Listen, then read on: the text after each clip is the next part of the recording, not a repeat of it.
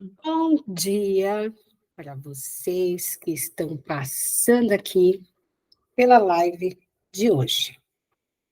Bem, hoje eu coloquei aqui esse cenário, né? Falamos muito ontem, né, da Rainha da Neve. Aí hoje eu resolvi colocar esse cenário, olha só que lindo, né? Estamos aqui, apesar desse calor que estamos em São Paulo, estamos aqui nesse clima gelado da Europa para falar hoje sobre os contos sombrios de Charles Perrault. É o assunto da live de hoje. Lembra que ontem, quando eu terminei, eu disse que hoje nós iríamos falar sobre Charles Perrault e os contos sombrios, ou seja, aqueles contos que quanto mais a gente estuda, a gente fica pensando, mas como que esse autor escreveu isso? Mas se você passou por aqui ontem, você sabe que muitas histórias foram escritas de acordo com o contexto histórico em que os escritores, os autores estavam vivendo, né? Então, hoje, para a gente começar a nossa live, não se esqueça, se você está passando por aqui, você pode se inscrever no canal, né? E você pode já curtir, comentar, para quê? Para que a gente possa ter uma live animada, um encontro animado, e também para você poder ajudar aqui, né, o nosso canal, ajudar esse trabalho, ajudar para que esse vídeo chegue, né, para mais pessoas, enfim, para que a gente possa ter, digamos assim, uma união aí, né, de pensamentos e de ideias, todos unidos pelas histórias.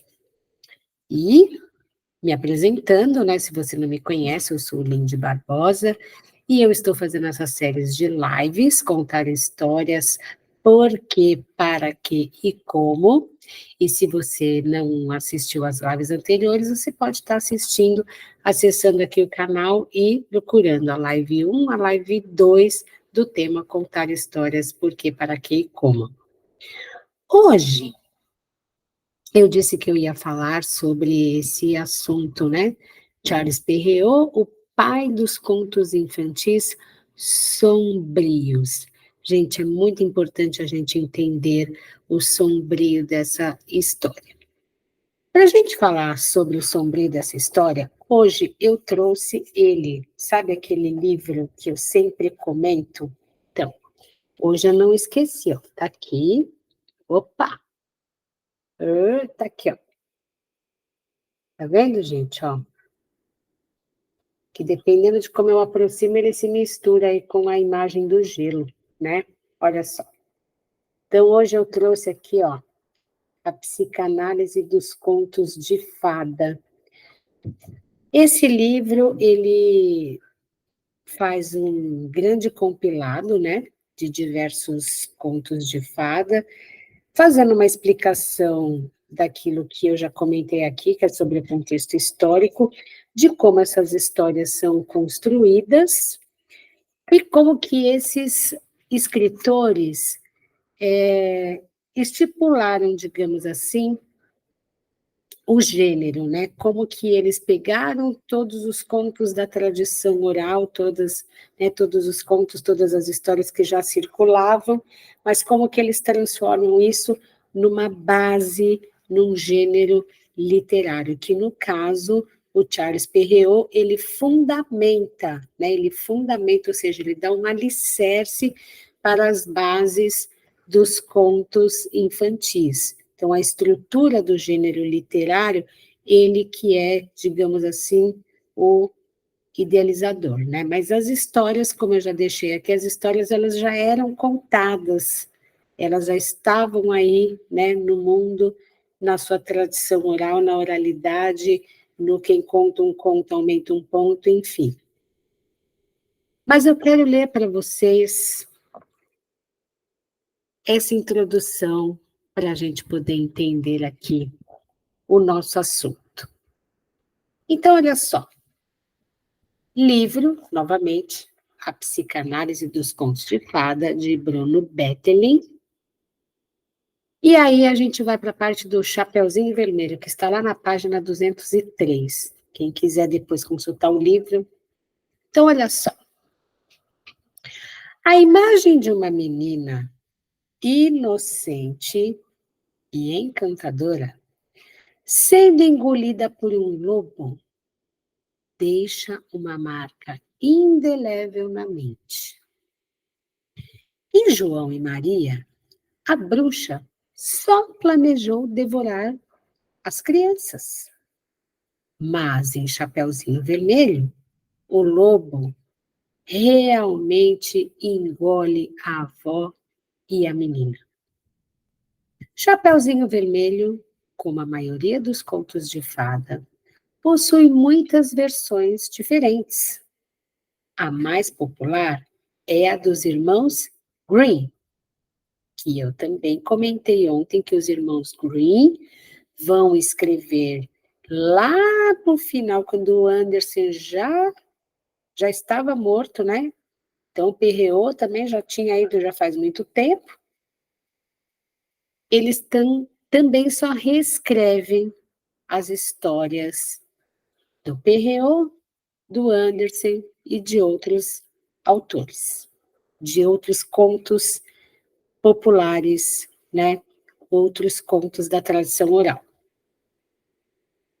Então, a mais popular é a dos irmãos Grimm, na qual o Chapeuzinho Vermelho e a avó voltam a viver e o lobo recebe um castigo bem merecido. Mas a história literária deste conto começa com Perriot. O conto, em inglês, é mais conhecido pelo título de Capinha Vermelha. Então, o conto original, Capinha Vermelha, foi dado o título pelos irmãos Grimm de Chapeuzinho Vermelho. Contudo, Andrew Lang, um dos estudiosos eruditos e sagazes dos contos de fada, observa que, se todas as variações de Chapeuzinho Vermelho terminassem como Perriot a concluiu, seria melhor que as abandonássemos. Este teria sido seu destino, provavelmente, se a versão dos irmãos Grimm não a transformasse no contos de fada mais divulgado. Mas, como essa história começa com Perriot, consideraremos e abandonaremos o relato inicial. Bem, por que eu resolvi começar por essa parte? Para a gente poder começar a entender que esse conto da Chapeuzinho Vermelho, que é uma história extremamente contada e recontada, e qual não foi a criança, qual não é a menina que não se delicia ao ouvir falar da Chapeuzinho Vermelho. A questão é que não é à toa que toda criança se identifica com essa história. É porque essa história, ela tem diversos símbolos e signos que dialogam com a criança. Linde, o que é a questão dos signos e símbolos? Bom, gente, eu vou fazer uma live falando melhor sobre os símbolos e signos. Mas vou deixar aqui também para vocês, tá? Que a primeira parte do livro A Psicanálise dos Contos de Fada, tá? Gente, o livro me esconde aqui no negócio. Bom, a primeira parte é justamente a luta pelo significado. E por que a luta pelo significado? Porque as histórias, elas têm, no seu contar normal, elas têm essa questão psíquica de resolução e formulação de problemas, aos quais a nossa mente, por si só, não conseguiria resolver. Eu não sou psicóloga, né, mas entendo que Freud, entre outros estudiosos da psicanálise humana, saberiam dizer muito bem como que essas estruturas se formam. Eu sei dizer, enquanto artista e educadora, pela prática constante do fazer artístico, da produção artística e do entendimento para poder se fazer isso. Mas vamos imaginar assim, a nossa mente, ela é feita, né, de diversos acontecimentos, que esses acontecimentos muitas vezes podem ser perturbadores e de alguma forma nós não conseguimos digerir esses acontecimentos. E como que nós vamos caminhar mundo afora com esses acontecimentos que não foram resolvidos? É aí que está a simbologia e o significado das histórias, porque dentro das narrativas nós vamos colocar de forma simbólica aquilo que não conseguimos digerir no fato em si. E a história da Chapeuzinho, ela é justamente essa história que vai trazer esses significados da vida feminina, e da vida feminina no sentido de quem passa por situações que precisam amadurecer. Então, no caso, a Chapeuzinho é uma menina, mas o conto deixa claro que ela é uma menina que está passando ali pela transição da menina para a mocinha, e ela se depara com perigos eminentes que estão passando pela sua vida, que é essa questão do encontro com esse ser chamado lobo mau.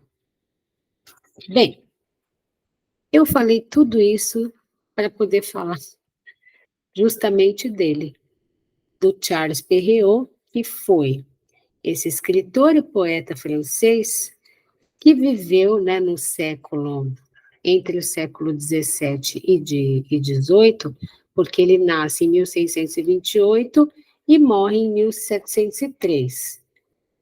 E foi uma pessoa que viveu na burguesia francesa, ou seja, teve todas as condições de estudar e de desenvolver os seus conhecimentos, se aprofundando aí na poesia e na literatura.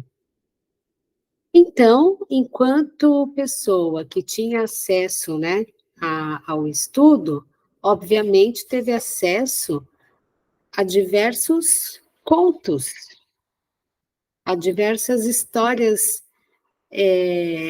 da tradição oral da Europa.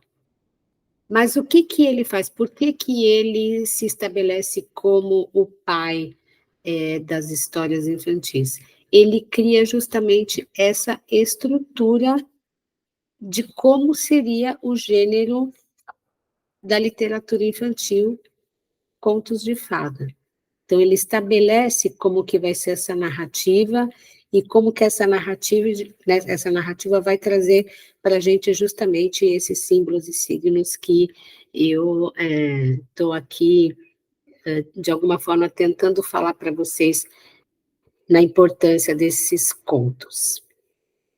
Então, ele ganha aí esse título, né, de pai das histórias infantis. Ele escreveu só Chapeuzinho Vermelho? Não, ele escreveu outras histórias, né? Histórias muito conhecidas da gente, quase todas elas que ganharam aí adaptações da Disney, né? Então, a gente vai ter o Pequeno Polegar, a Bela Adormecida, o Gato de Botas, Pele de Asno, Chapeuzinho Vermelho, entre outras histórias. Uma das publicações do Charles Perrault que ficou muito conhecida, e eu acredito que quem já tem aí mais ou menos a mesma faixa etária que eu, tá?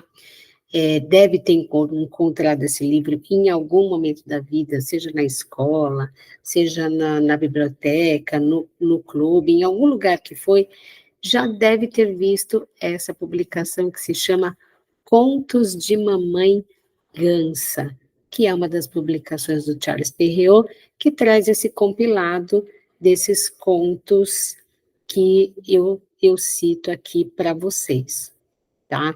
Então, a gente tem aí todas essas histórias, e todas essas histórias, de alguma forma, elas estabelecem esse contato com o sombrio no sentido de que a gente precisa olhar para aquela alma humana que está abordando aí essa história. Eu não vou entrar aqui em cada história, né? Não vou falar, por exemplo, do Pequeno Polegar, da Bela Adormecida, enfim. Eu estou focando aqui na Chapeuzinho Vermelho, porque a gente precisa focar em uma história para a gente poder entender todo esse contexto, tá? Mas todas elas teriam, sim, um lado bem sombrio, e sombrio quando a gente fala do ser humano. E como que a gente vai entender esse lado sombrio? Você pode estar perguntando isso daí, aí, Lindy, como que eu vou entender esse lado sombrio? Bem,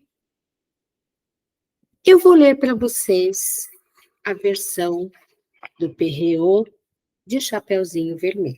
Então, vou fazer uma leitura aqui, é uma leitura branca, vamos dizer assim, que é uma leitura que não busca nenhum tipo de interpretação.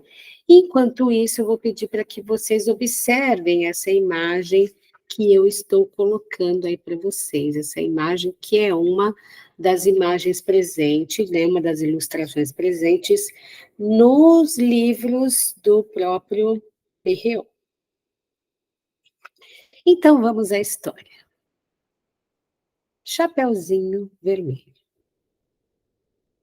Era uma vez uma menininha do campo, a mais bonita que já se tinha podido ver. Sua mãe era louca por ela e a avó mais louca ainda. Essa boa senhora tinha mandado fazer para a menina um chapeuzinho vermelho que lhe caía tão bem que por toda parte só a chamavam Chapeuzinho Vermelho. Um dia, a sua mãe, tendo feito uns bolinhos, disse a ela: "E ver como está passando sua avó, pois me disseram que ela estava tão doente. Mas ó, leve para ela um desses bolinhos e esse pote com um pouco de manteiga." Chapeuzinho Vermelho saiu imediatamente para ir à casa da avó, que morava num outro lugarejo. Ao passar por um matagal, ela encontrou um lobo mau. Morava bem ali perto e que teve muita vontade de comê-la. Porém, não se atreveu, por causa de alguns lenhadores que estavam na floresta. Ele acabou perguntando aonde ela estava indo.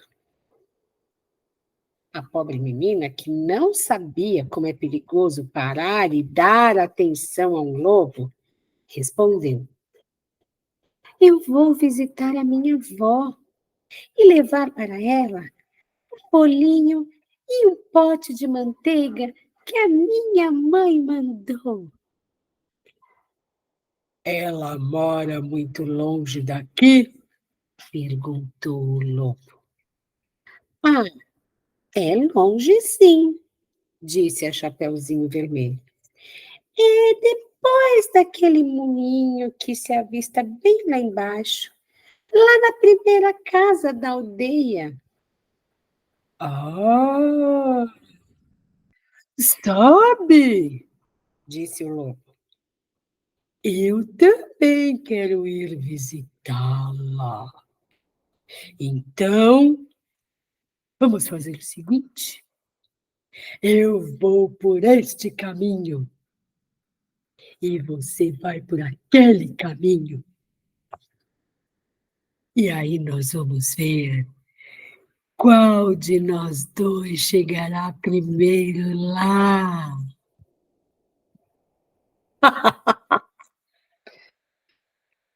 O lobo então começou a correr ao máximo, o máximo que pôde pelo caminho mais curto, enquanto a menina seguia pelo caminho mais longo e se distraía, pegando avelãs, correndo atrás das borboletas, fazendo buquês com as florzinhas que achava e cantando.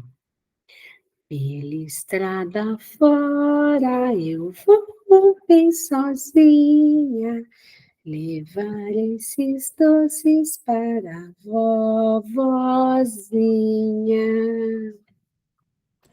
Mas o lobo não demorou muito a chegar na casa da avó. E aí bateu na porta.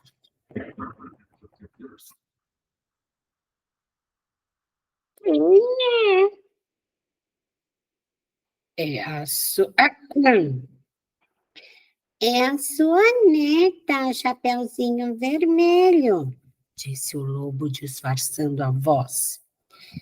Eu vim trazer um bolinho e um pote de manteiga que a minha mãe mandou para a senhora. A boa avó, que estava na cama, porque se sentia um pouco mal, gritou de lá. É só puxar o pino que a trama ela roda. Assim, o lobo puxou o pino e logo a tramela rodou e a porta se abriu. E ele se jogou sobre a bondosa mulher, devorando-a no instante, porque havia mais de 3 anos que não comia nada. Em seguida, fechou a porta e foi se deitar na cama da vovó para esperar por quem? Pela Chapeuzinho Vermelho, que algum tempo depois bateu na porta.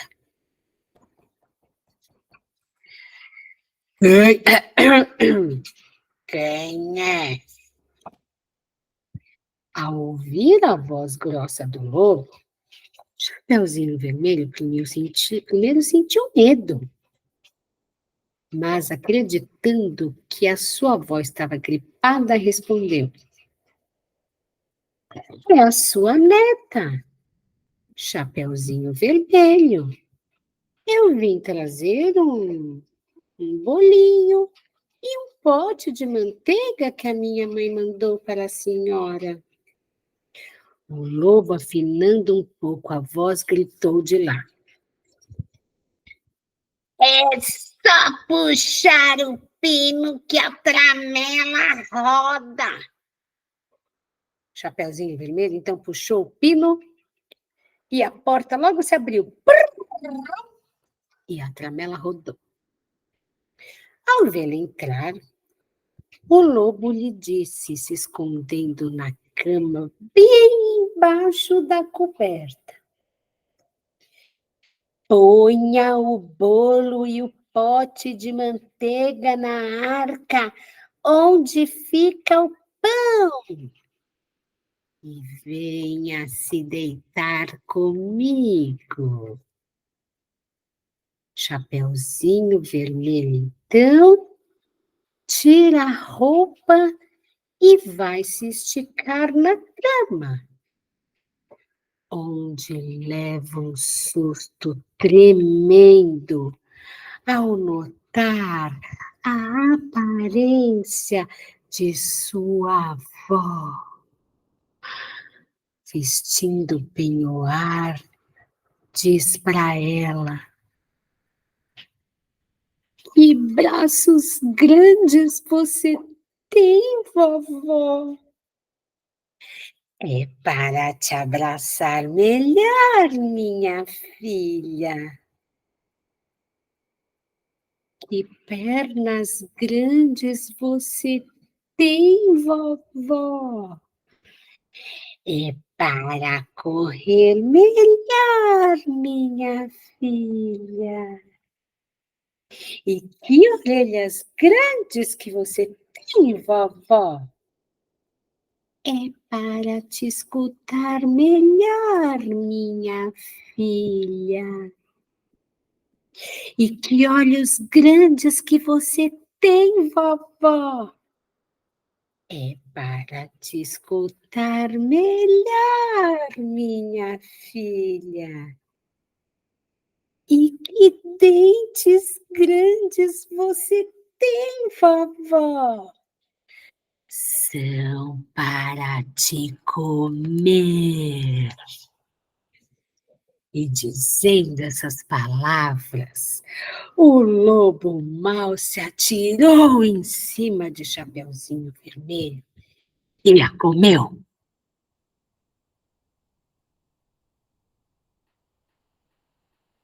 Fim da história.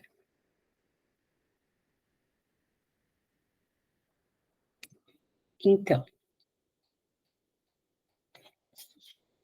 você que ouviu aí essa história, essa é uma versão próxima à versão original de Charles Perrault. Você estava prestando atenção nessa imagem? E vou pedir, se for possível, que você escreva aí nos comentários o que você vê nessa imagem. Qual a impressão que essa imagem te passa? Quando a gente vê essa imagem, o que a gente sente?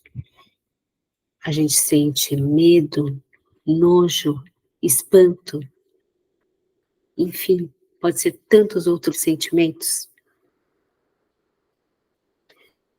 Mas a história, ela quer falar exatamente sobre uma questão muito delicada, que é o abuso infantil. Sim, Chapeuzinho Vermelho, esse conto clássico atravessou, praticamente estamos aí 4 séculos. 4 séculos em que um conto está dialogando com diversas crianças no mundo, porque o conto não vai dialogar só com as meninas. O abuso infantil não é só com as meninas. Mas quando a criança ouve essa história, ela consegue entender essa simbologia, principalmente se ela for uma vítima de abuso. Então vocês entendem para que nós contamos histórias? É para que essa mente aqui infantil, consiga, através daquela história, através desse fato, que de alguma forma é contado ludicamente para a criança, mas ela está sim estabelecida com todos esses símbolos e todos esses signos. Quando ela vai viver essa situação, ela entende quem é o lobo mau. Ela entende determinados convites. Ela consegue fazer essa formulação. Então, quando vocês mesmos perguntarem, para que eu vou contar uma história para o meu filho? para o meu sobrinho, para as crianças da igreja, da creche, da rua. Sim, quando você conta essa história, você está dialogando de alguma forma com esse símbolo e com esse signo, e você está auxiliando essa mente a formular esses sentimentos, caso venha passar por essa situação. Mas é só esse código que tem nessa história? Não, tem muitos outros. A capinha vermelha pode sim representar a primeira menarca que essa menina teve.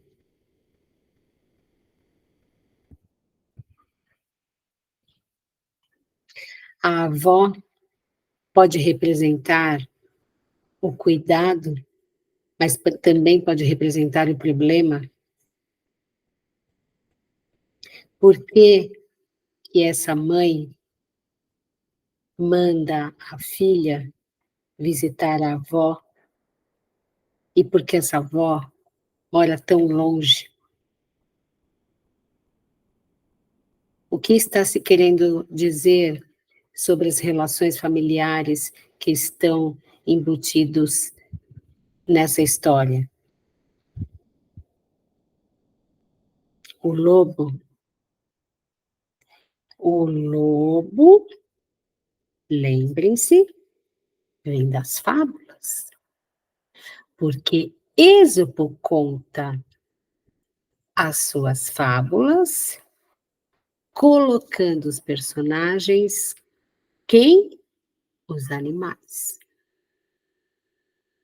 E o lobo, nas fábulas de Êxopo, vai ter diversas representações. E o Perriot traz a fábula para dentro do seu conto. E ele não é o único. O Anderson também faz isso.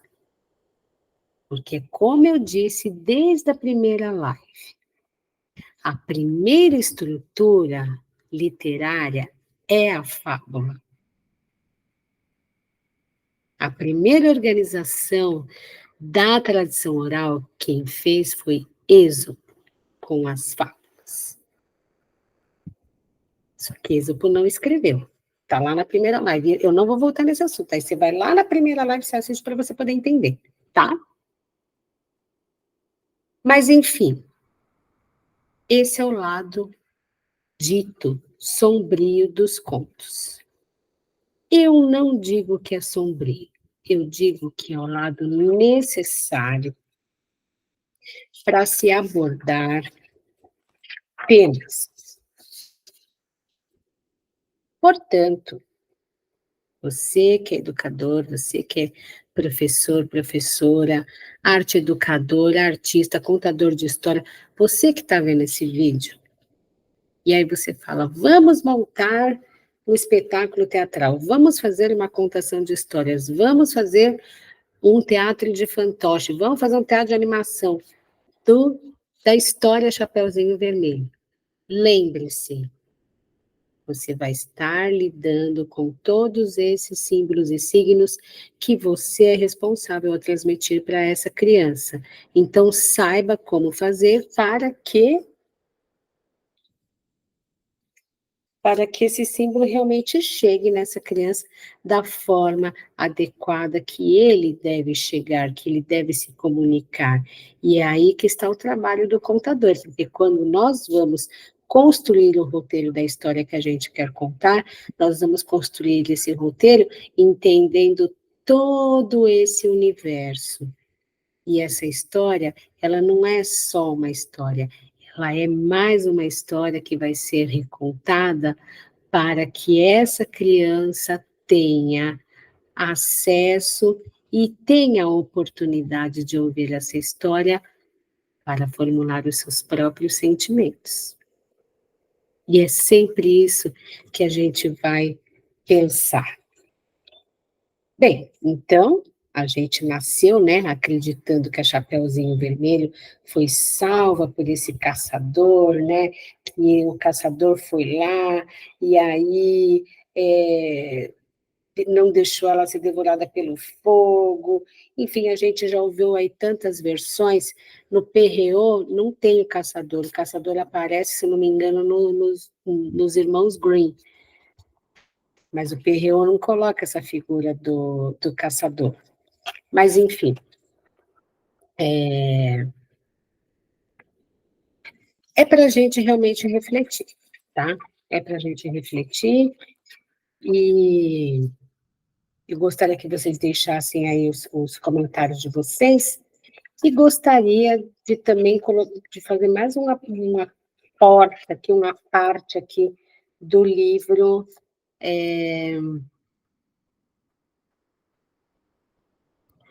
do livro do Bruno Betlin. Bom, enfim, é para isso que nós contamos histórias, né? Então, a pergunta que eu coloco, por que, eu já respondi na primeira live. Para que nós contamos? Nós contamos histórias exatamente para isso. Para oportunizar as crianças a entrarem em contato com o lado mais sombrio do ser humano. Que o ser humano tem esse lado sombrio, e nós não podemos fugir dele, mas, ludicamente, nós podemos abordar esses assuntos. Bem, existe uma nota aqui no livro do Bruno Betlin que é muito importante, eu gostaria de ler essa nota também para vocês, que é assim. Quando Perriot publicou sua coleção de contos de fada, em 1697, gente, prestem atenção nessas datas, que elas são muito importantes, tá? 1697, Capinha Vermelha já era uma história antiga. O que eu falei? Tradição oral, histórias que já percorriam o mundo, o universo, por aí, com elementos que remontavam a tempos atrás. Então, existe o mito de Cronos. O mito de Cronos é aquele mito que tem a ver com o tempo, a cronologia, tá? Cronos é uma palavra grega que significa tempo.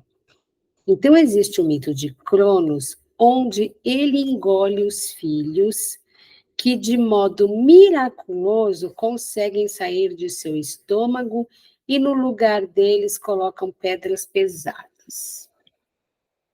Então, nessas histórias antigas aí sobre o mito de Cronos, já havia essas referências aí da barriga, da pedra, que tudo isso depois vai sendo colocado aí, né, por diversos autores na história da Chapeuzinho Vermelho, certo?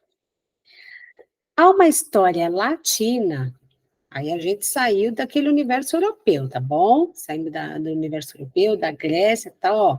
Há uma história latina de 1023, e 23 depois de Cristo, de Egberto de Lieges, chamada Fecunda Rats, na qual uma menininha é descoberta na companhia dos lobos. A menina usa uma manta vermelha de grande importância para ela, e os estudiosos dizem que esta manta era um capuz vermelho.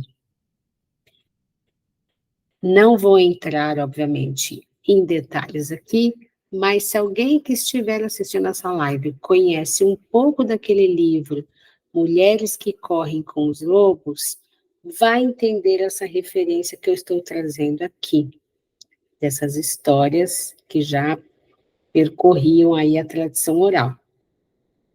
Aqui, então, 6 séculos ou mais de história de Perriot. Então, gente, se Perriot escreveu em 1697, e 6 séculos atrás essas histórias já percorriam, então a gente consegue ter a dimensão o que é a tradição oral. A gente consegue adentrar essa dimensão do que é a tradição oral. Ou mais, antes da história de Perriot, encontramos alguns elementos básicos da capinha vermelha, que é uma menina com um capuz vermelho, a companhia dos lobos, uma criança sendo devorada viva e que retorna incólume a uma pedra colocada no lugar de uma criança. Então, esses diversos fatos, né, que são falados aí na história da Chapeuzinho Vermelho no decorrer, né, dos séculos após Perriot, já eram ditos 6 séculos antes de Perriot. Há outras versões de Capinha Vermelha, mas nós não sabemos qual delas influenciou Perriot na sua narrativa. Em algumas, o lobo faz Capinha Vermelha comer a carne da vovó e beber seu sangue. E apesar de vozes advertirem-na do contrário, se alguma dessas histórias foi a fonte de Perriot, podemos entender perfeitamente que ele teria eliminado essa vulgaridade, dando-a como improvável, já que seu livro se destinava à diversão da corte de Versalhes. E ainda tem essa, tá? Ele escrevia para a corte. Então, ele escrevia para o entretenimento das pessoas. Mas, como todo autor, né, como todo artista, vamos dizer assim, sabe escrever a coisa certa e ainda divertir as pessoas. Então, gente, vocês estão percebendo que esse material que a gente pega, né? Então eu pego aqui a história da Chapeuzinho Vermelho hoje. Esse material que eu pego aqui hoje, que é contado, recontado, e recontado, e recontado, e recontado, e recontado, e recontado, essa história, gente, todos esses fragmentos estão há séculos atrás sendo dito dessa forma. E aí, por que signos, significados, simbologia? E é isso, gente, isso não muda. Mas só para fechar, Perriot não só embelezava seu livro e as histórias, como usava de afetação, fingindo que os contos eram escritos por seu filho de 10 anos, que dedicava o livro à princesa. Então, além disso, ele ainda falava que quem escreveu era o filho dele. Nos comentários e preceitos morais que Perriot acrescentava às histórias, ele falava como se estivesse piscando para os adultos por cima da cabeça das crianças. Bem, essa questão aí da moral eu também comento na primeira live, né? E obviamente que eu sempre vou falar para vocês que a moral é uma coisa que ficou, obviamente, e que deve ficar, gente, pelo amor de Deus, nos séculos passados. Hoje não falamos mais em moral, hoje temos a contextualização, e é com essa palavra que qualquer artista da narração, qualquer contador de história, qualquer professor, qualquer educador precisa trabalhar. Então, novamente deixando uma mensagem aqui que a gente precisa eliminar essa questão de moralidade. E para encerrar, Chapeuzinho perdeu a sua inocência infantil quando se encontrou com os perigos do mundo e os de dentro dela, e trocou-os pela sabedoria que só os que renascem possuem. Os que não só dominam uma crise existencial, mas também tomam consciência de que era a sua própria natureza que os projetava na crise. A inocência infantil de Chapeuzinho morre quando o lobo se revela e a engole. Quando sai do estômago do lobo, ela renasce num plano superior de existência, relacionando-se de modo positivo com os pais e não mais como criança, mas ela volta à vida como uma jovem donzela. Então, como muitas crianças, né, que podem passar por essa situação do abuso, elas podem renascer e elas podem renascer muito mais fortes, entendendo o sombrio de cada ser humano e levando isso para sua vida, mas de uma forma amadurecida e contextualizada, com certeza.